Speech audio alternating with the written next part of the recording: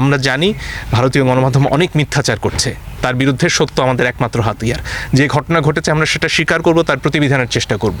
তাহলেই অনেক অনেক গুজব ছড়িয়ে দেওয়ার যে প্রবণতা এতগুলো গণমাধ্যম ভারতের মিথ্যাচার তারা প্রতিনিয়ত করছে, সেগুলোর বিরুদ্ধে সত্যই হোক আমাদের হাতিয়ার।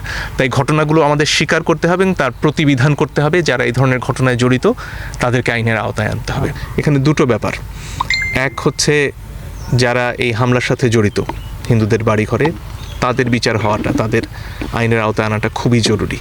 কারণ তারা গোটা দেশের যে ঐক্যের চেষ্টা, যে সম্প্রীতি রক্ষার চেষ্টা, সেটাকে বাধাগ্রস্ত করছেন। এদের চিহ্নিত করতে হবে। এখানে যিনি কোরআন অবমাননা করেছেন তারও বিচার নিশ্চিত হওয়াটা খুব জরুরি। না হলে এই ধরনের আবেগকে কেন্দ্র করে মানুষকে বেপথু করার চেষ্টা অব্যাহত থাকবে, সেটা কোনোভাবেই হতে দেয়া যায় না। বাংলাদেশ এখন ঐক্যের বাংলাদেশ, সবার বাংলাদেশ, হিন্দু মুসলমান সবার বাংলাদেশ। সে কারণে এই যে ভাইয়ের পাশে ভাই এসে দাঁড়াবে, ভাই হয়ে ভাইকে চিনবে, এটাই এই মুহূর্তে সবচেয়ে জরুরি।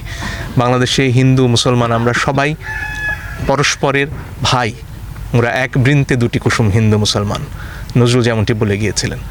ফলে সবার পাশে সবাইকে দাঁড়াতে হবে। এই ইমাম সাহেব কিংবা এই মৌলভী সাহেব, তাদের মতন অসংখ্য ধর্মপ্রাণ মুসলমান বাংলাদেশে আছেন যারা ইসলামের মূল মন্ত্র বোঝেন। ইসলাম এই সহিংসতা শেখায় না। অন্যের বাড়িতে হামলা করা ইসলাম নয়, ইসলাম রক্ষা করাও নয়। মনে রাখতে হবে এই হামলার জন্য একজন ব্যক্তি দায়ী, তাকে আইনের আওতায় নেওয়া হয়েছে, তার বিচার হবে, এই বিশ্বাস আমরা করি।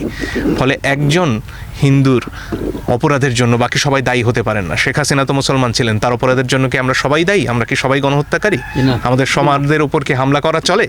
সেটা যেমন চলে না, সেরকম একজন সনাতন ধর্মাবলম্বী যদি এমন কিছু করেন যেটা ইসলামের ওপর আঘাতের মতো, তার বিচার আমরা অবশ্যই চাই। কিন্তু তার জন্য বাকি সব হিন্দু ধর্মাবলম্বী আমার শত্রু হতে পারেন না, এটা আমাদের মনে রাখতে হবে। তাই দুটো দাবি আমি রাখতে চাই সরকারের কাছে। এক, এই হামলার বিচার হতে হবে, এবং দুই, যে বাড়িঘরে ক্ষতিগ্রস্ত হয়েছেন আমাদের হিন্দু ভাই বোনেরা, তাদের ক্ষতিপূরণ দেওয়াটা আমাদের দায়িত্ব, সরকারের দায়িত্ব। সেদিকেও মনোযোগী হওয়ার প্রয়োজন।